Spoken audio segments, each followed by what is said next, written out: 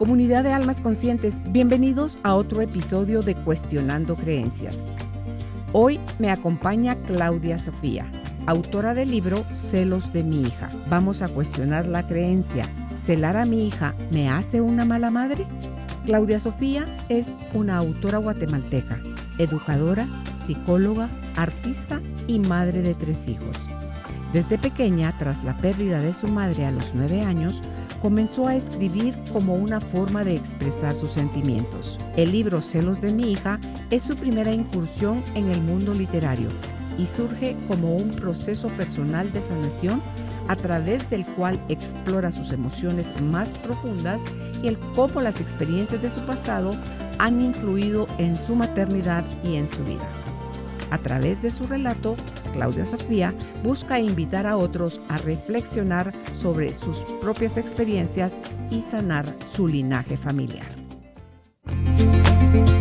Las creencias no son ni buenas ni malas. Algunas nos han traído hasta aquí porque siguen resonando en nosotros y otras ya no son funcionales. Acompáñame y cuestionemos juntos si eso que pensamos es nuestro o de alguien más. Bienvenidos a Cuestionando Creencias Podcast.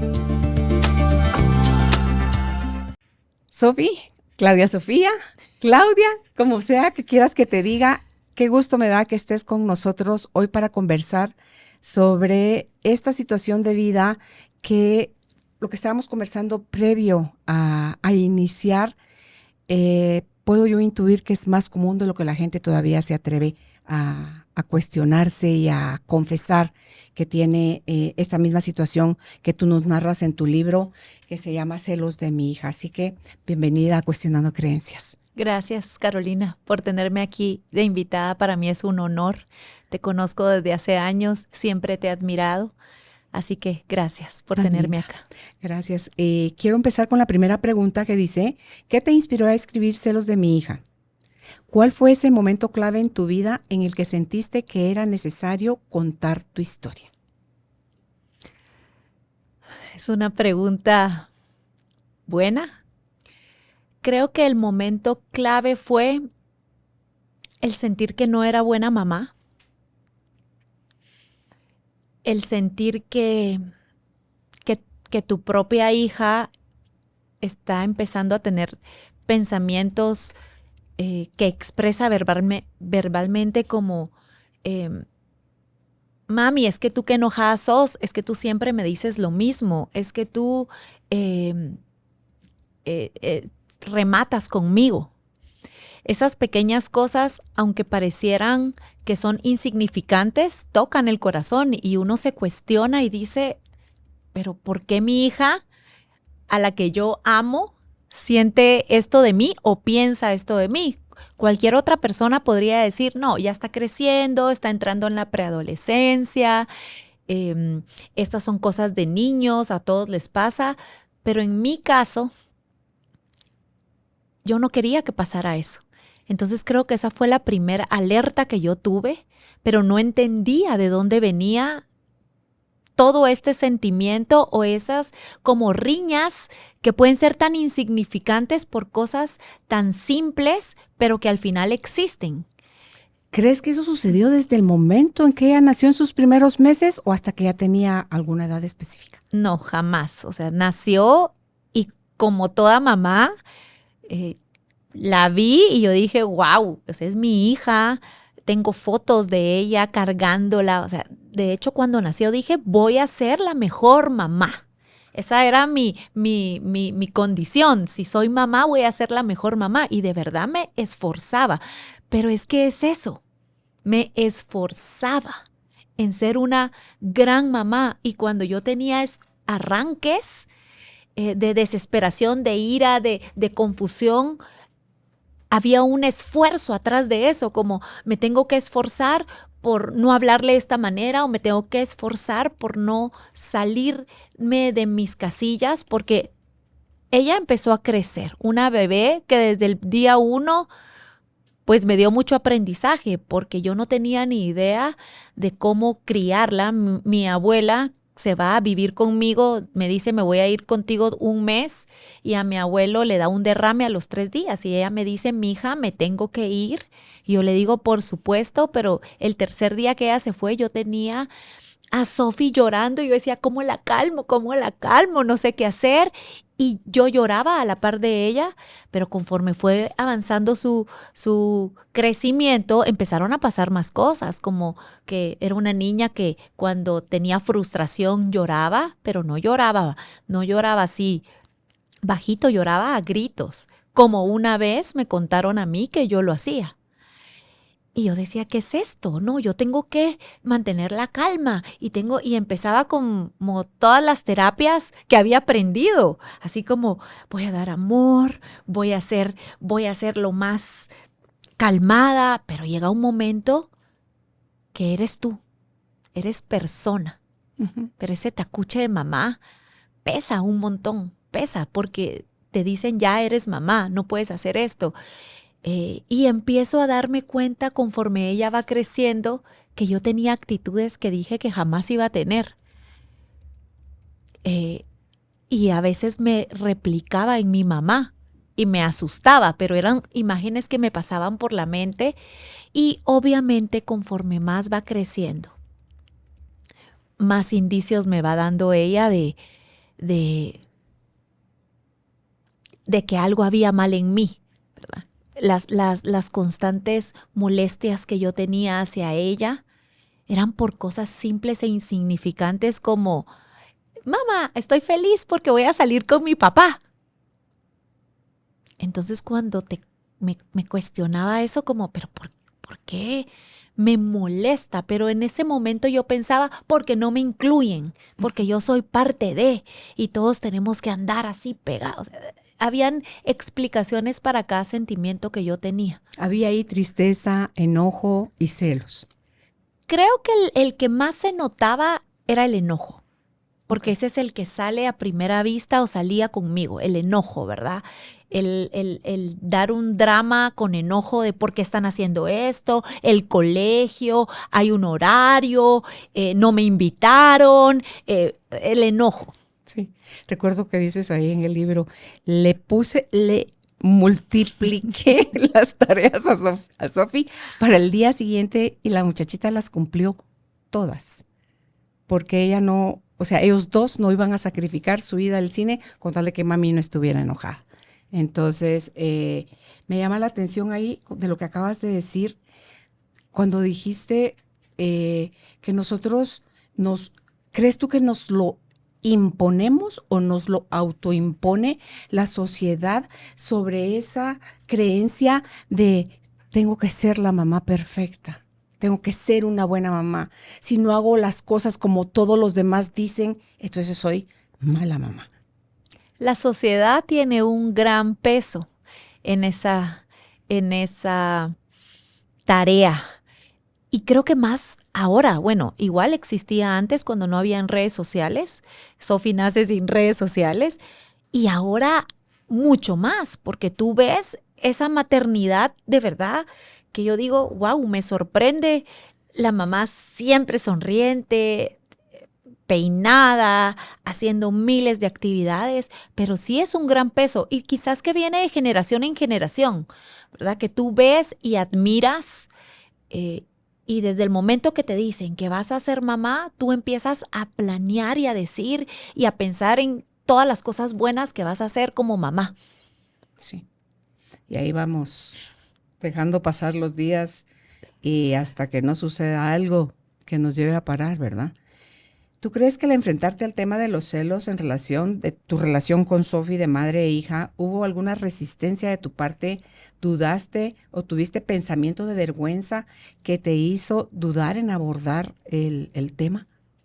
¿Cómo llegas al meollo de buscar a que tiene que haber algo más?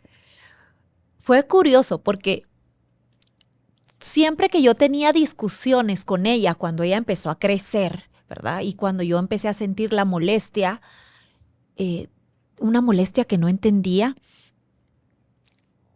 hubo un tiempo que yo empecé a hacer algo por mí. ¿A qué me refiero? Iba a charlas, iba al psicólogo, o sea, escuchaba audios, leía libros, o sea, realmente sí había una necesidad de querer ser mejor.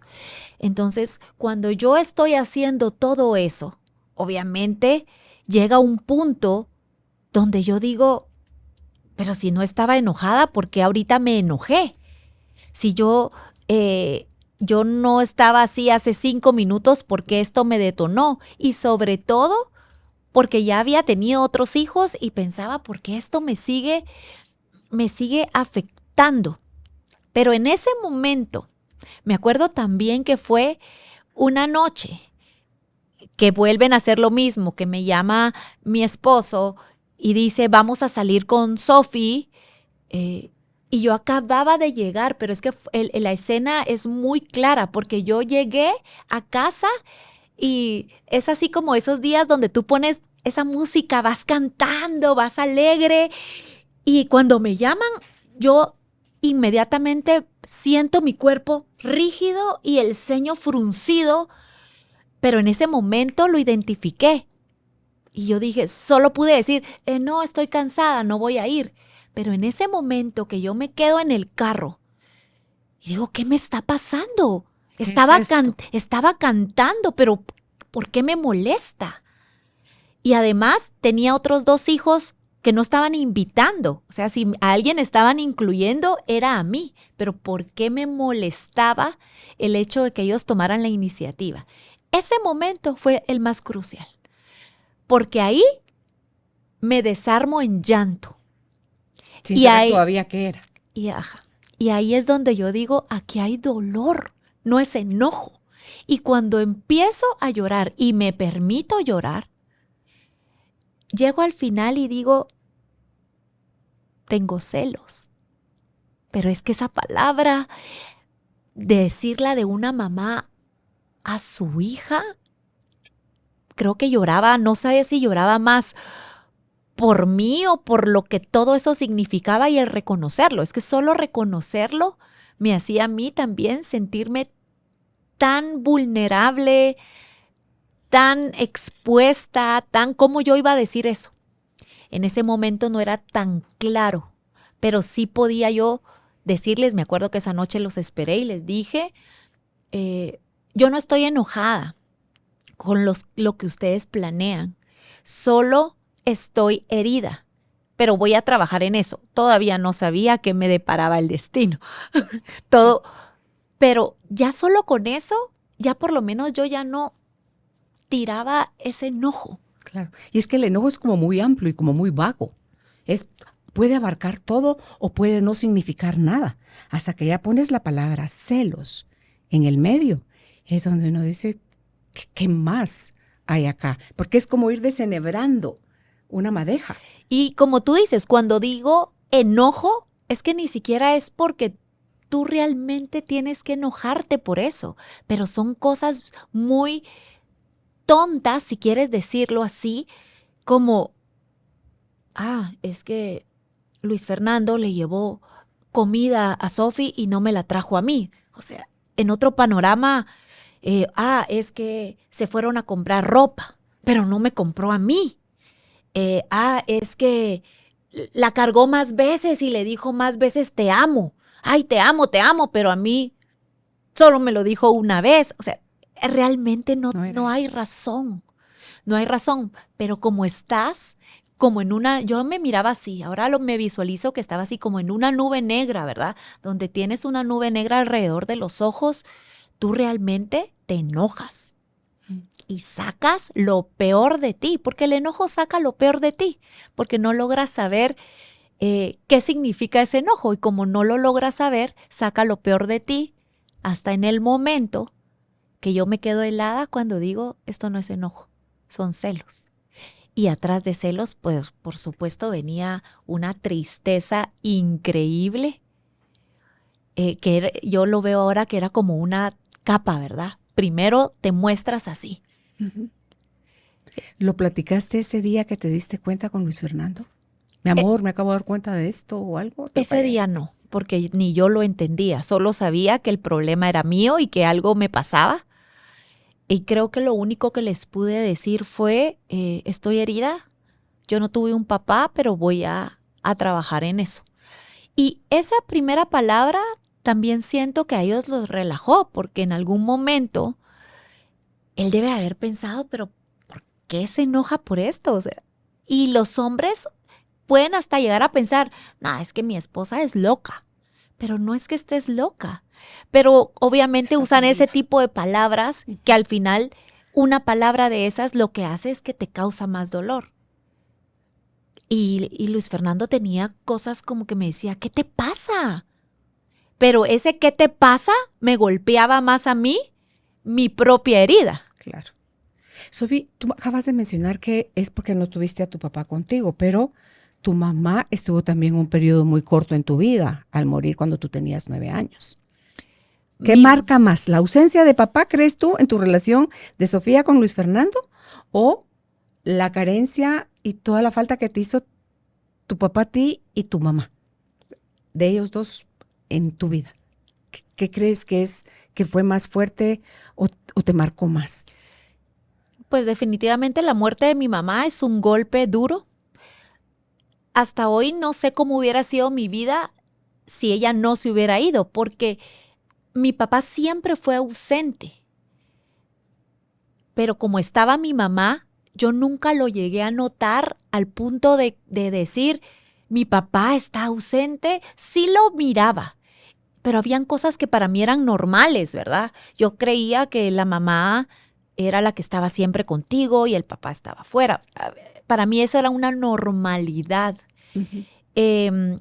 Pero definitivamente lo que hace la muerte de mi mamá es que me hace ver al otro lado y me hace darme cuenta como, bueno, pero igual ahora tampoco está mi papá.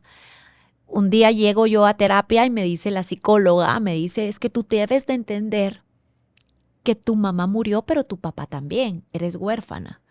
Eso me dolió. ¿Cómo te dice eso? Pero al final quizás había algo de cierto, porque yo no tenía un papá, solo tenía la imagen de que mi papá estaba vivo, pero no tenía relación con él. Él en ese momento no quería acercarse a nosotros, entonces a mí me afectaba también saber que él estaba vivo, porque ya podía yo decir, bueno, no tengo a mi mamá porque mi mamá está muerta, pero tampoco tengo a mi papá, pero él está vivo. ¿Y se fueron a vivir con tus abuelitos maternos o paternos? Maternos. Que no querían a tu papá en esa casa. Por esa misma ausencia. Como mamá, te puedo decir que fue una situación bastante complicada para ambas partes. Por ejemplo, yo como mamá te puedo decir, lo voy a dar todo por mi hija. Si tú ves que una pareja le está haciendo algún daño, tú te pones del lado de tu hija. Uh-huh. Entonces creo que mis abuelos fueron muy, muy buenos. No, jamás nos hablaron mal de mi papá, nunca. Pero había un resentimiento hacia él. Claro. Y obviamente mi papá tenía una vida desordenada, bastante. Entonces yo digo, wow, qué valentía, porque al final, pues sí, si mi papá quería vernos, ellos dejaban que nos mirara, pero yo digo, wow, o sea, además su hija se había muerto y para ti, papá, también es como muy difícil no comprender cómo no, esta era la misión de mi hija y mi hija igual se iba a morir, sino que buscas culpar a alguien. Y creo que a mi abuelo, más que a mi abuela, porque mi abuela no tuvo tiempo como de decir, voy a poner todo mi enojo acá, sino mi abuela dijo, hay que sacar a estos niños adelante, hay que sacarlos adelante como una mamá. Pero mi abuelo fue uno antes y uno después, y lo entiendo, porque amaba a su hija como ama a todos sus hijos. Entonces, para él él fue el culpable. Sí, me recuerdo cuando leí esa parte en tu libro donde tú mencionas, porque no solo eran las pérdidas, la ausencia general de papá, la muerte de mamá, el cambio radical de abuelo, de todo lo que hacías con él antes de que tu mamá muriera y después en lo que él se convirtió al perder a su hija.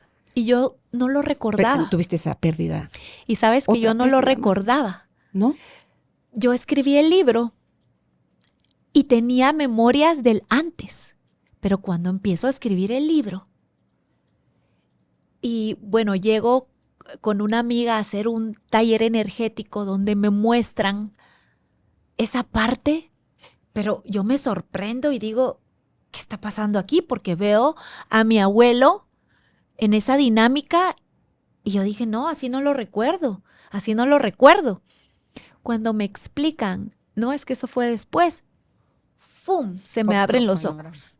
Y entonces yo digo, así es. Entonces empieza mi mente a recordar y digo, wow. O sea, mi niña guardó la imagen de mi abuelo, pero mi abuelo, después de que mi mamá murió, él ya no fue el mismo. De hecho, él empezó a tomar y él jugaba con nosotros. Siempre fue un dulce y un amor con nosotros. Pero es que yo sí tengo el antes. Pero lo entiendo. Claro, como adulta te queda ahora claro. ¿Quiénes han sido tus guías o mentores en este viaje, Claudia? ¿Y alguien te inspiró, ayudó a encontrar la sabiduría para enfrentar los celos desde una perspectiva transformadora? Bueno, sí. Yo estuve siempre en la búsqueda, creo que el quedarme sin mamá y tener un montón de episodios de muchas circunstancias en mi vida me hicieron estar en una búsqueda. Entonces, como te mencioné antes, me metí full a la iglesia. Después me metí a talleres de meditación, leía libros, hacía yoga, hacía cualquier cosa, pero yo sentía que había todavía un vacío, habían cosas que yo no podía explicar. Es como cuando tú sabes que necesitas respuestas, pero no las has encontrado. Y en esa búsqueda, una amiga me dice un día, mira, deberías de ir con una persona. Pero me llama la atención que 3 personas me dicen lo mismo. Pero yo me asusto, porque lo primero que me dicen es, ella es una medium. La Lili. Y para mí, que mi familia es full católica y amo mi religión, era algo que me sacaba de mi zona de confort y de todas mis creencias. Yo no quería ser pecadora. Y me llama la atención porque yo digo, wow, sí, qué bien, pero me llama la atención que fueron 3 personas. Entonces, bueno, dije, nada pierdo, hago mi cita con Lili, pero al hacer mi cita, yo misma me saboteo por el mismo temor que tenía, me golpeo la cabeza. Y entonces yo tengo que cancelar. Luego el doctor, tengo que ir 2 veces al doctor. Me dice, que te quebrabas para ser parte de tu cuerpo y todo lo como te llegaste a bloquear tú a ti misma. Así. Hasta que yo dije, no, pues voy a ir. Sí me sorprendió mucho cuando entré y la vi. Y dije, esto no es normal. No tiene cara de caricatura. No tiene cara de brujita. Me sorprendí y además había algo que a mí siempre me hacía sentido. Yo podía decirte dónde yo me sentía bien y dónde yo no me sentía mal. Habían espacios desde niña de lugares que no me agradaban y yo decía, ay, yo no quiero estar acá.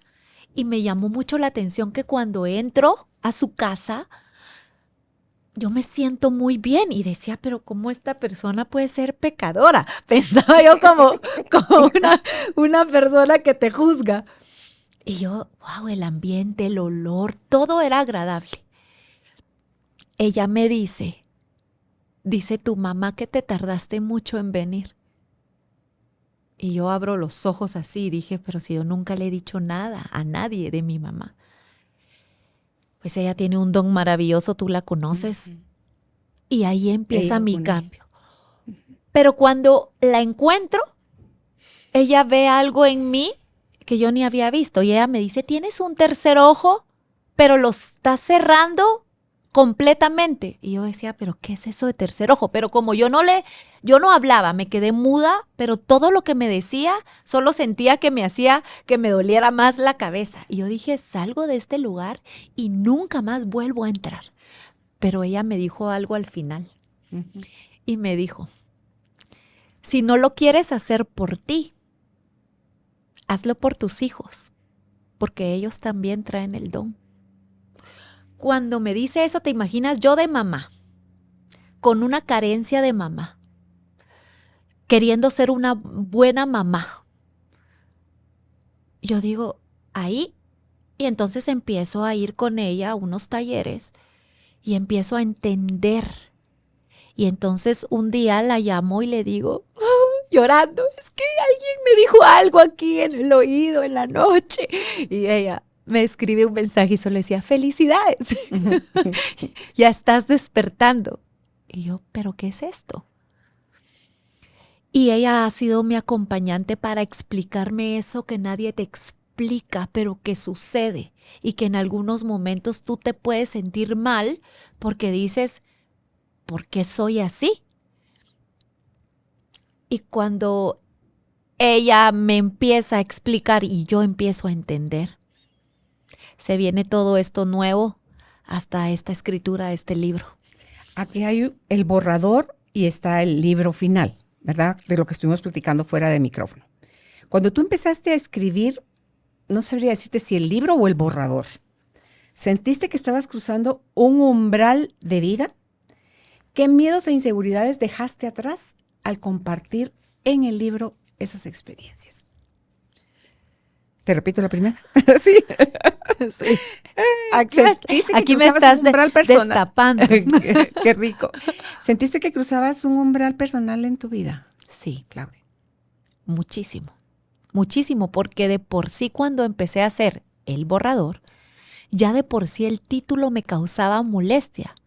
Ya no me sentía cómoda con ese título. Entonces, para mí, empezar a aceptar primero que iba a escribir un libro con ese título y luego empezar a hacer ese borrador, ya era decir, ok, voy a dar ese paso hacia el otro lado, aunque no lo entienda. Eso fue lo primero. Claro, ya ibas un poco obedeciendo, aunque no hubiese muchísima comprensión de cuál era el objetivo final. Pero cuando terminas el borrador, está la otra fase que me comentabas, donde ya te empiezan a mover los capítulos de orden. Es que el borrador, yo no entendía que era un borrador, porque a mí me tienen que hacer una cirugía. Entonces me dicen que voy a pasar un mes en cama. Yo me someto a la cirugía y digo, voy a estar un mes en cama. Y en ese momento me dice, en ese mes tú vas a escribir. Tu guía interno. Ajá. Pero yo no entendía por qué tenía que terminarlo en un mes. O sea, ¿por qué me están corriendo? Y cuando lo empiezo a escribir el borrador, porque no tenía nada y me decían como los nombres de los capítulos, sí lloré. Yo lloraba, pero estaba escribiendo todavía con un poquito como de inconsciencia sin saber, pero dije, wow, esto hasta dónde me está penetrando, pero no entendía muy bien. Cuando yo termino de escribir ese borrador, que fue en un mes, yo dije, pues tan rápido se escribirá un libro. Alguien me recomienda, una amiga, yo la llamo y le digo, ¿me puedes dar el teléfono de alguien que me pueda ayudar a revisar esto que tengo? Ella me da un número. Yo digo, voy a llamar ahorita. Llamo, me contestan. Y entonces yo digo, mire, yo tengo un borrador. Ella me dice, ok, me junto contigo, tráemelo. Julie. Ella me revisa el borrador y yo decía, es la primera persona que le voy a dar esto. Se junta conmigo a la semana y con un amor inmenso, ella me dice, mi niña, es lindo, pero esto es tu borrador. Y me dice una cosa muy interesante. Estás escribiendo un libro de tu historia, pero no la estás escribiendo como que fuera tu historia. Mira, me dijo, y me señala y me hace así el dedo. Estás muy tú. Hacia afuera. Tú. Entonces pero en ese momento no lo habíamos entendido ni ella y yo. Solo tienes que cambiarlo y poner yo. Yo le digo, ay, no, es que así es más difícil. Además, me dice, mira, aquí cuentas. Entré, por ejemplo, con lo de mi mamá, ni lo había puesto. Solo pones como entré a esta habitación, había un sofá, me senté y salí. ¿por qué? Y yo, porque así pasó. Entonces ella me dice, no, yo soy una lectora. ¿Qué pasó en ese ínterin cuando caminaste? Ay, eso es más profundo, pensé yo, ¿verdad? ¿Cómo voy a hacer? Entonces, cuando ella me cuenta su historia, ella acababa de terminar un libro. Y cuando llega con una persona que se lo revisen, la persona es muy dura. Entonces ella dice, cuando llegue alguien a mí, yo voy a ser distinta. Pero por eso era una explicación, por eso es que yo tenía que aparecer en ese mes. Porque cuando yo le aparezco a ella, ella acababa de decir, cuando venga alguien, yo voy a actuar de otra manera. Y esa era yo. ¡Tarán! Aparecí yo. No tarda el universo en Y entonces cuando empiezo a escribir y me doy cuenta que era un borrador, ya empieza el verdadero libro. Ok. ¿Podrías enumerar tus miedos e inseguridades que dejaste atrás al compartir todas esas experiencias? Las que te vengan ahorita. La vergüenza, Ajá. el sentirme que tenía que ser muy perfeccionista, el mostrarme enojada. ¿Como mecanismo de defensa? Sí. También tuve miedo a ser vulnerable, que la gente conociera esa mi vulnerabilidad y que de ahí, ¿verdad?, agarrara para lastimarme más y decir las cosas como son, con la verdad. Creo que eso era mi temor, mi mayor miedo. Yo pensaba, ¿será que esto no lo puedo poner con otra frase o no puedo poner esto más bonito? En algún momento lo pensé, o mejor esto no lo pongo. Me pasó, por ejemplo, con lo de Lili. Yo decía, eso ni lo voy a mencionar, nadie tiene que saber. Y me daba risa porque un día me levanto y me dicen, aquí vas a escribir sobre mí. Me dice mi guía. Y yo, ¿y aquí sobre? Y me ponen otro día, aquí vas a hablar de lo de tu mamá. Y yo dije, eso nunca lo he contado. Sí lo había contado a otras personas, pero escribirlo es como dejarlo plasmado y dejarlo con detalle. Y creo que tenía mucho miedo a que la gente me conociera tal y como soy, pero que al final me juzgara. Pero te das cuenta, Claudia, que en el fondo todos queremos que la gente se presente ante nosotros tal y como es, siendo honesta, con la verdad y como transparente. Pero nosotros serlo. Ponemos 80 máscaras antes de presentarnos porque está la idea loca de, no, si supieran lo que de verdad estoy pensando y sintiendo, nadie me hablaría. Nadie querría ser mi amiga y estar conmigo. ¿Sabes hasta qué pensaba?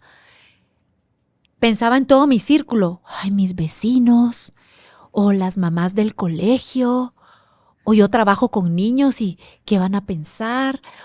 ¿Cómo tu mente empieza a armar todas las ideas que voy a poner? Hasta mi propia hija, ¿qué va a pensar si yo pongo esto? ¿O qué le van a decir a ella? ¿O cómo después, cómo voy a decir hola?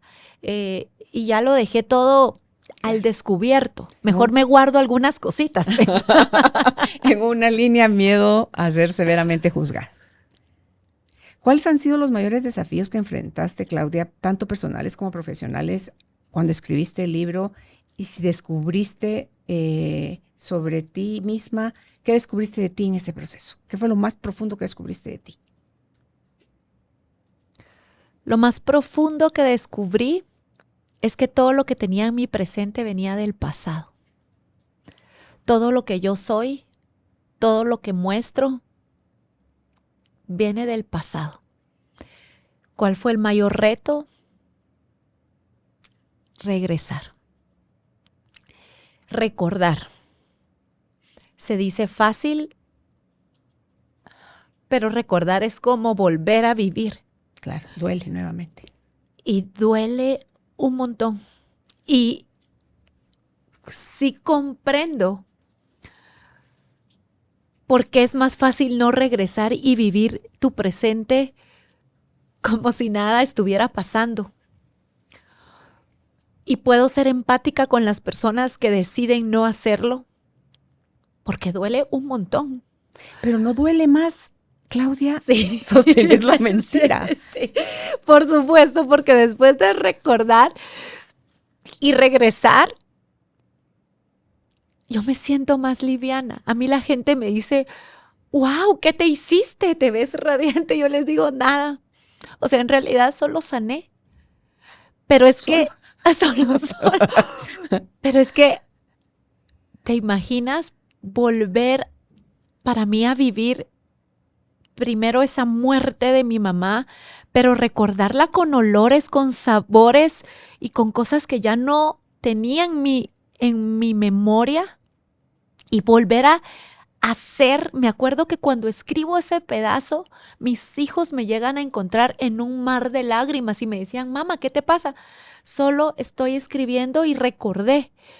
Pero es que hasta la cabeza me dolía, porque entendí que tu mente también te disfraza lo que no quiere que tú recuerdes, Claro, y te hace te protege. hacer, te protege. Y como yo estaba, no, mente, vamos a abrir acá, voy a recordar, era súper doloroso. Pero hoy por hoy, lo siento Claro.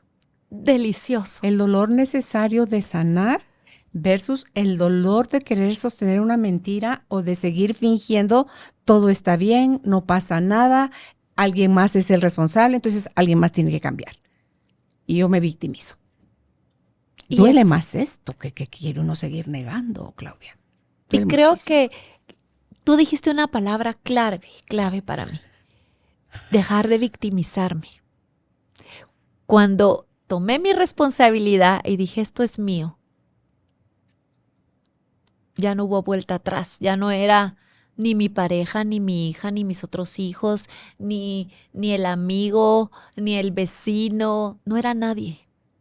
Ese momento de recordar la muerte de tu mamá que te dolió tanto, ¿crees tú que fue ese el momento más vulnerable que enfrentaste dentro de todos los puntos que has tocado para No, revelar que tenías celos de Sophie?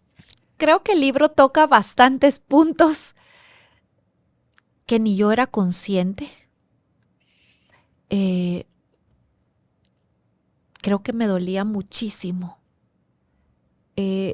lo que yo añoré de niña, como toda niña. Y creo que una de las cosas que más me llegó a doler, ¿sabes qué fue?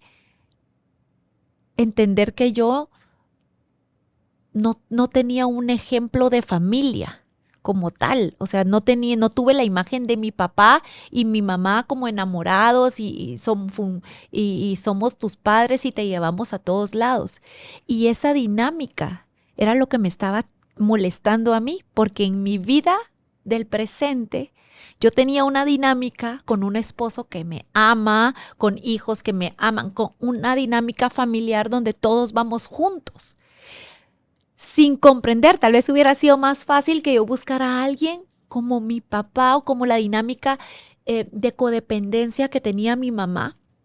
Pero como me busco algo totalmente diferente, eso era una como astilla que me hacía todos los días así, ¿ve? Y me dolía, pero yo no entendía qué era. Y cuando empiezo a escribir y me doy cuenta por lo que escribo, que posiblemente mi mamá tenía una codependencia, pero lo amaba. Y no puedo juzgarla, porque al final está bien lo que ella vivió. Y mi papá tenía inmadurez y está bien. Pero cuando me doy cuenta de la dinámica familiar, la dinámica real que yo tenía como una adulta, y digo, wow, qué dolor. De ahí vienen mis carencias. Claro. Y empiezas a entender todo. Se empiezan a unir las partes. ¿Cómo superaste ese momento de todos esos puntos que se encendieron las luces? ¿Qué fue lo que te llevó además de Lili, hubo otra práctica o otra guía o algo que interiorizaste cuando lo compartiste con Luis Fernando? Creo que escribir para mí fue plasmar todo lo que era como era. Hablarlo con mi familia, pero te digo, no solo con mi hija, hablarlo con mis hijos y decírselos así. Cuando tengo algún arranque y decirles, discúlpenme, hoy tuve un mal día por esto y esto y esto, o a mí me enoja esto porque yo no lo tuve, pero no es que sea con ustedes, es algo mío. Cuando yo lo hablo con Luis Fernando, creo que para él fue buenísimo, porque yo digo, ¿cómo estuvo conmigo tanto tiempo? Amor. Dice uno, Amores que le llaman. Por supuesto que ya empiezas a ver todas las cosas buenas que también tienes, pero dices, wow, o sea, eso es amor, ¿verdad? Eso, conocerte en esas fases tan fuertes. Y, ¿qué te puedo decir yo? Tener esos momentos conmigo, que creo que no los tenía. Tener esos momentos conmigo como persona. Dejar de ser mamá, dejar de ser empresaria, dejar de ser un montón de cosas, dejar de ser psicóloga, dejar de ser escritora y decir, voy a ser yo, conmigo. Esos momentos para mí ahora son cruciales. De decir, estoy conmigo, no tengo nada que mostrarle a nadie y solo, a veces sin hacer nada, solo tomándome un té y estar con mis propios pensamientos, poner mi música, empezar a descubrir qué. Porque cuando te conviertes en mamá, dejas de ser y hacer lo que a ti te gusta. ¿Eso es un error? ¿Es un error? Sí. Porque sí. Creo que nunca dejas de ser persona. Y esa es una frase que utilizo mucho ahora con mis hijos. Les digo, discúlpame, yo soy mamá, pero también soy persona. Estoy aprendiendo. Y cometo errores. Tú me enseñas a mí y yo te enseño a ti. Me muestro como persona y creo que eso para mí ha sido una batalla ganada, porque te imaginas que ya tus hijos ya no te van a juzgar, mamá, qué enojada sos o qué mal carácter o qué, sino que ya te ven como, es mi mamá. Es humana. Pero es humana y siente. Entonces ahora tengo a mis hijos que a veces me dicen, mamá, mami, ve a dormir, lo que tienes es que estás cansada. Y yo, Okay, gracias. yo digo, y mi hija que me dice, mamá, esto no es conmigo. Tú tuviste un mal día, ¿verdad? Pues yo digo también, ¿qué hice? Pero eso es más sano. Claro. Y ya no hay ofensa o que mi chuchita insolente. Ellos se dan cuenta. Uno quiere creer que ellos no se dan cuenta, pero están tomando nota de todo y van a seguir más tu ejemplo que lo que tú dices. ¿Verdad? Entonces, mientras más congruente te vean, más te comprenden.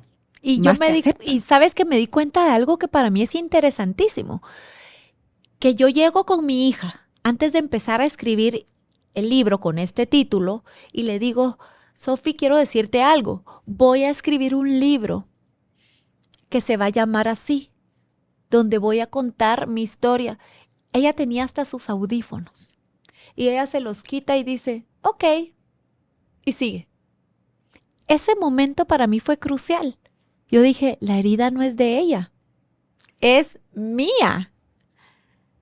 El libro no trata de ella, trata sobre mí. Y ella era tan liviana, tenía otra vida, tenía otras cosas. Pero lo que sucede es que si yo no hubiera visto eso, la cargo con mi propia vida y ella teniendo una vida tan liviana se hubiera llevado su vida y mi vida. Oh, claro. Ok, ya que terminaste de escribir el libro, ¿qué cambió para ti y cómo influyó en tu relación con Sofi y tu visión sobre los celos? ¿Qué cambió para mí? Muchísimas cosas. Hablar con la verdad, ser honesta. Aún siento miedo, pero ya lo enfrento. Y creo que eso es lo que más ha cambiado. O sea, decir, esta soy yo. Y si tengo ganas de llorar, hacerlo. Y si tengo que decirte, no lo sé, o mira, sí, hice esto, lo hago, lo digo. Soy más honesta conmigo misma y con los demás.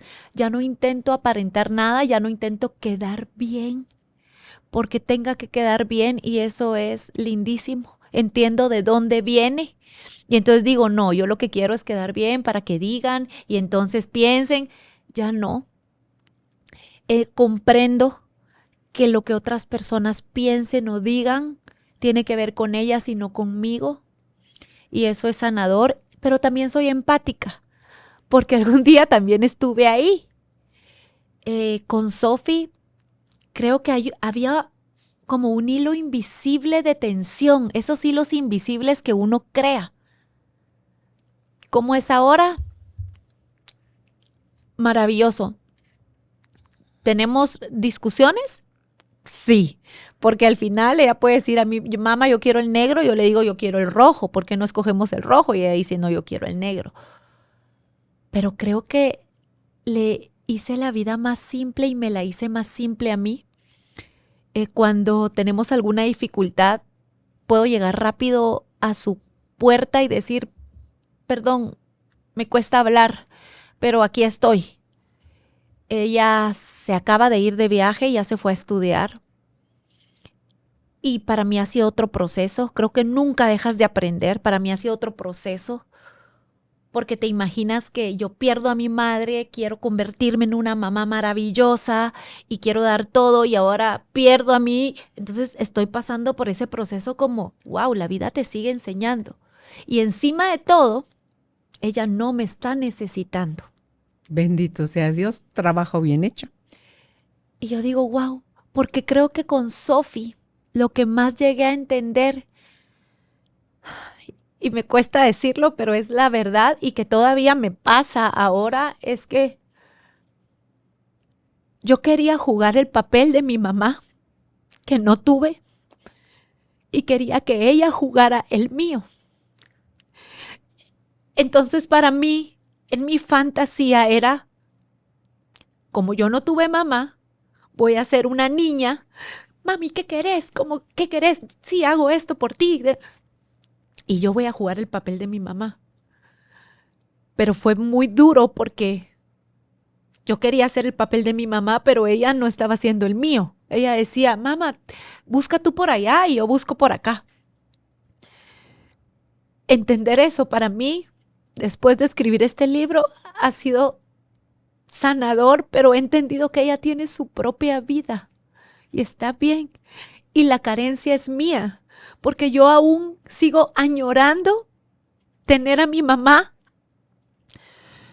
pero acepto esta historia y acepto que fue lo que me tocó vivir para aprender, pero entiendo que cuando le pido a ella que sea de cierta manera, es por mi carencia.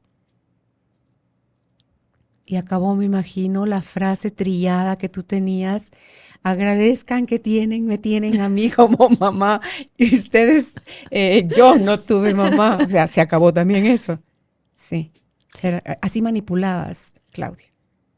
Sí, y hasta con Luis Fernando. No, es que el día que yo no esté, ustedes van a saber lo que es. Van a valorar. Van a valorarme, pero la que no se valoraba era yo. ¿Cómo crees que este libro puede ayudar a otras madres e hijas a superar sus celos y sanar su relación?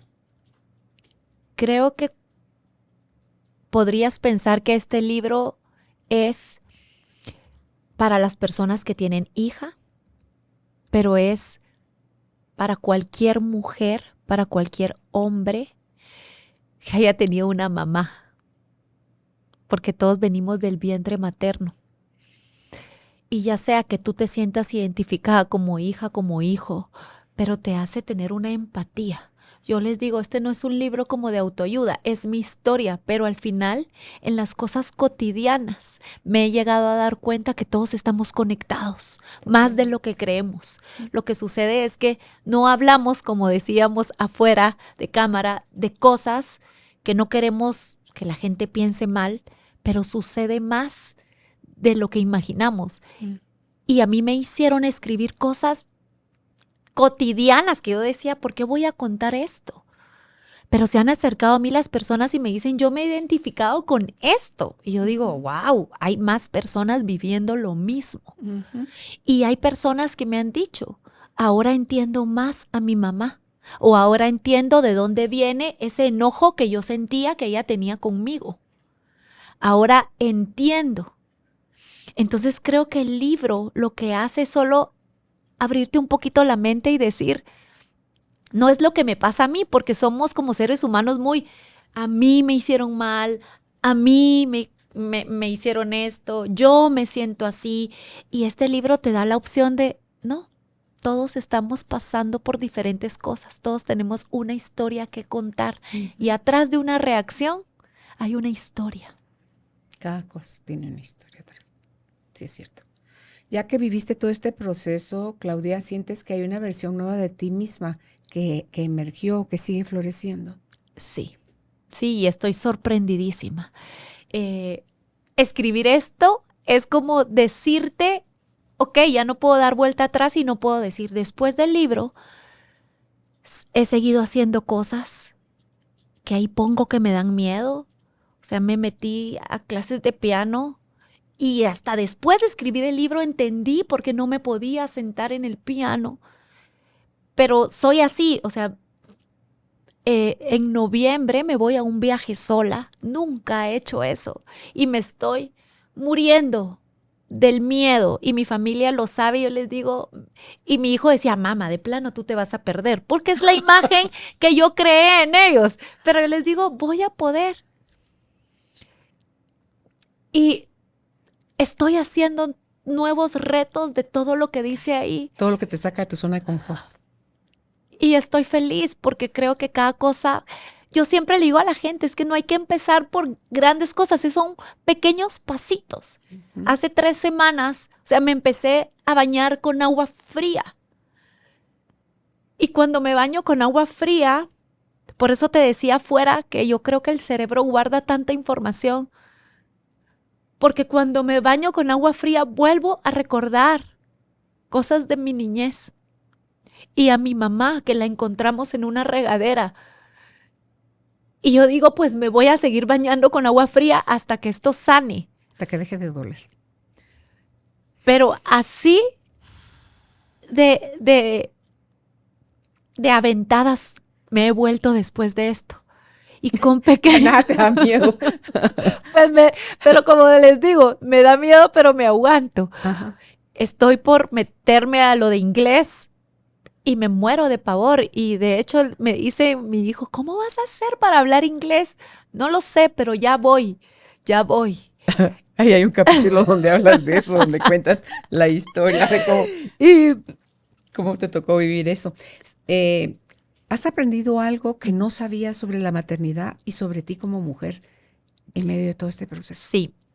Lo que más he aprendido es que los hijos necesitan a una mamá sana. Uno cree que uno se convierte en mamá para enseñarles a ellos. Y los hijos lo que necesitan es una mamá sana. Entonces el trabajo para mí ya no es voy a hacer esto por mis hijos, sino voy a hacer esto por mí. Porque en la medida en la que yo esté bien, ellos van a estar bien. Entonces ya no lo veo para afuera, lo veo para adentro y ahí en el libro tengo una frase que yo creía que mi deber estaba en ocuparme de mi hija, cuando mi deber estaba en ocuparme de mí. Y eso es lo que creo ahora. Y por eso sigo haciendo todas estas cosas que aunque parecieran locas, yo digo no, porque mientras más cosas haga yo por mí, mis hijos van a ser mejores. Y lo que tú decías es cierto. Ellos no necesitan de tanta palabra. Necesitan de acciones y de verte. De tu modelo. Uh-huh. ¿Y cómo cambió tu relación con Luis Fernando, tu esposo? Wow. Creo que las relaciones son de trabajarlas. Hay cosas muy buenas y hay cosas que ahora nos están retando. ¿Por qué? Porque Luis Fernando nunca me vendió una imagen que no era él. O sea, él siempre ha sido ese hombre amoroso, ese hombre comprensivo, ese hombre iluminado, le digo yo. Siempre desde que lo conocí. Pero yo no.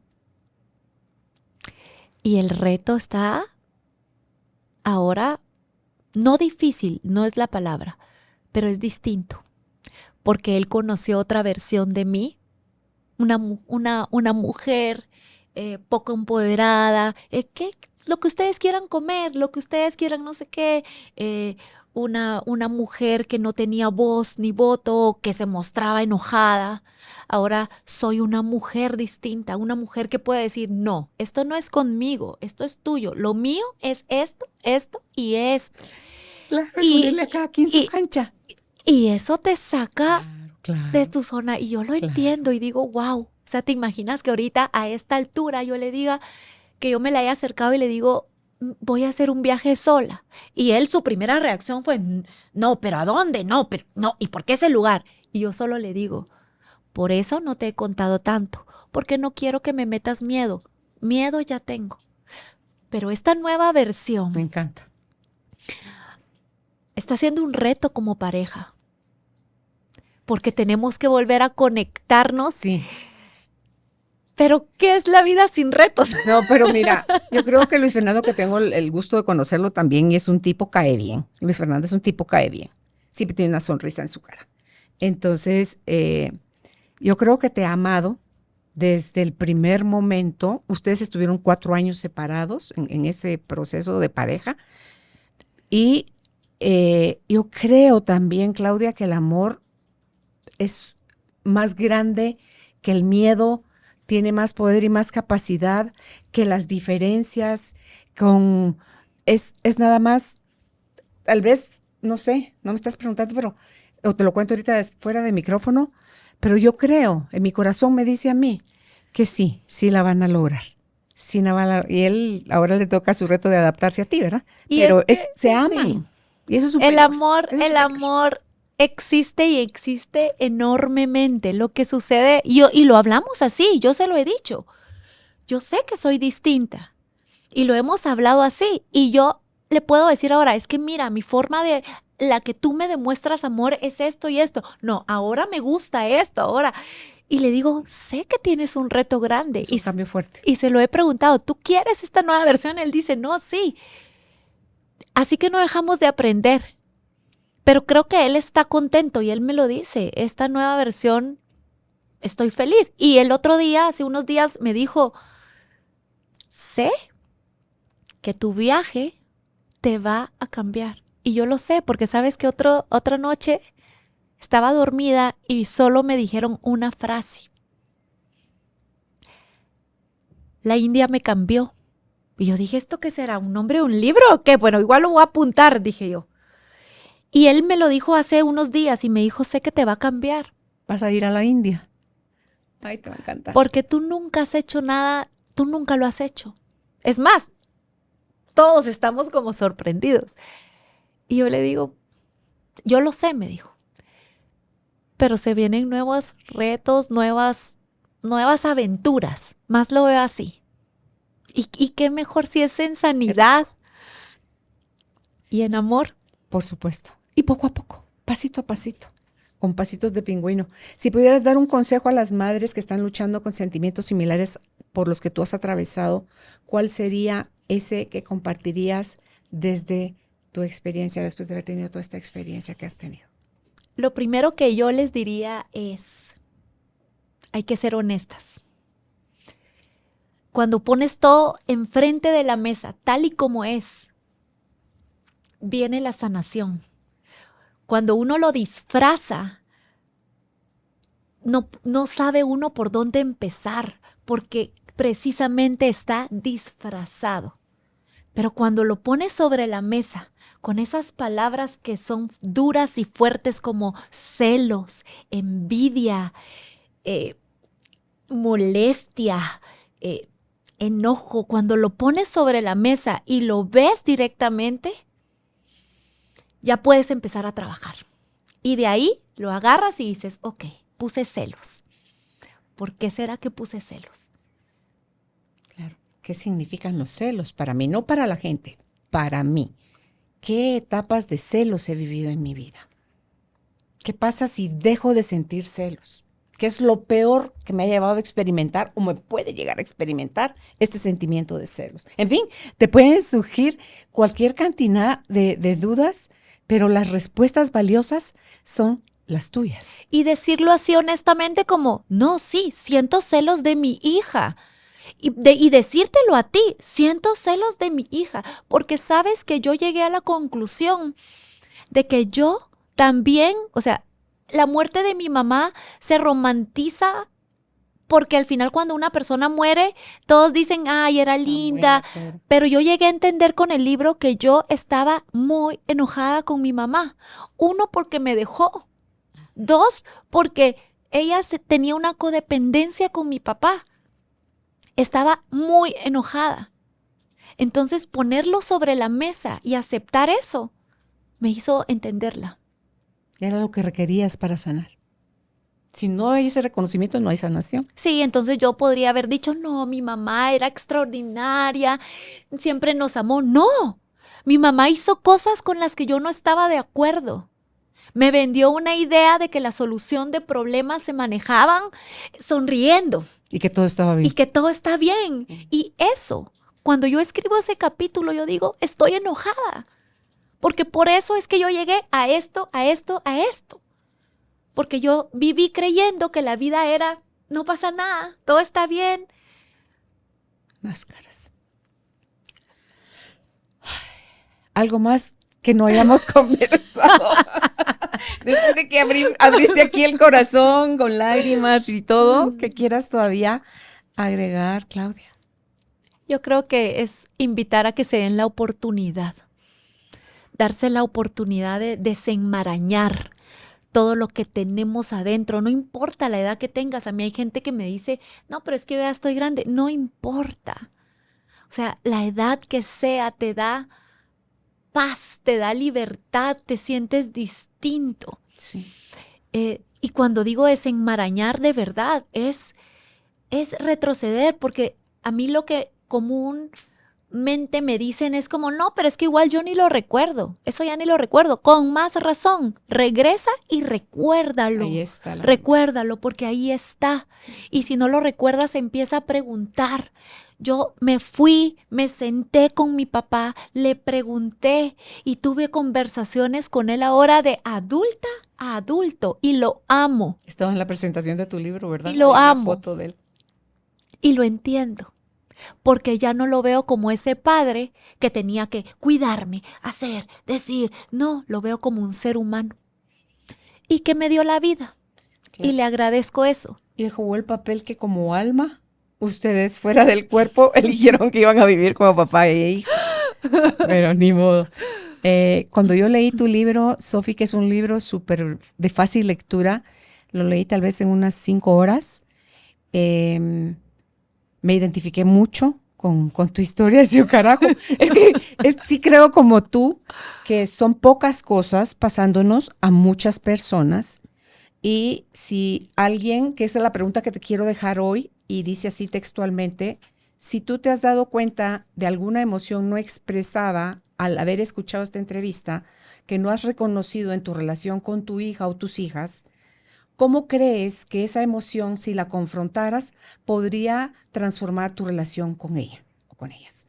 Entonces, si tú te atreves a leer el libro con una mente abierta, amorosa y buscando que afloren también tus propias historias, el libro de Claudia te puede servir para decir, no, gracias a Dios, a mí eso no me pasó, y no es que tú seas superior a ella o a las que sí nos ha pasado, sino que habrá algunos puntos en que a lo mejor ahí sí te pasó eso. Entonces ella a través de su narrativa te puede ayudar a recordar que está todavía siendo oculto por ti, por miedo a sufrir. Y sí te quiero dejar, además de con esa reflexión, con el recordatorio de que es cierto lo que dice Claudia.